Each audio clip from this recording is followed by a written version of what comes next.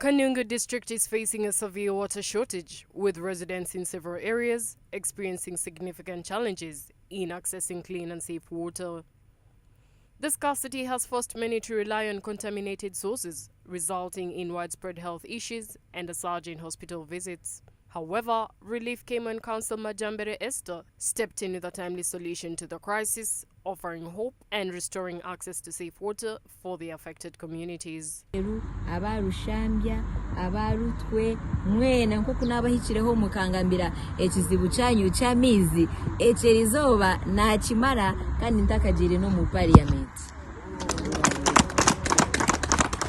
konkanda chikora ahabwo kubandi member wa movement kiramanyisa ngu ndatwara mu misho ebi promises za NRM ninge za President Museveni. The woman MP hopeful Council Majambere Esther emphasized that access to clean water is a fundamental human right and one of the key pillars of the Sustainable Development Goals. She stressed that every individual deserves safe and reliable access to clean water.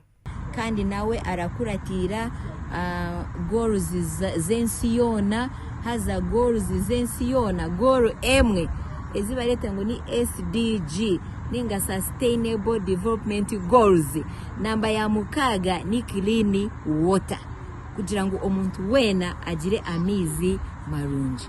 The mayor of Butogota Town Council, Tino Muhwezi John Bosco, urged the Ministry of Water and Environment to improve access to water from various sources, emphasizing the need to ensure the consistent provision of clean and safe water across all affected areas. Umuntu abona amizi agaragasha amizi tutagaza kutegereza tukasiba tegereza amizi tukarimo gusakora ubundi murimo unamizi so ndamizi aho agendera gaboneke abarwa Ministry of Water and Environment kandi tusako twari mu firudi tuzabanyara ibintu balebezo sose zone zatwereza amizi yasa uswesa nambulera iribanyara ya National Water eraza chi na Nyamirama irikanyampano kandi ndijwa National Water namizi gabataka ziri chinamiro nari cheshero sub county. The residents expressed their joy and relief at finally gaining access to clean water, thanking Council Esther for her timely intervention. They noted that it had been a long and difficult period without safe water, and her support had brought much needed hope to the community.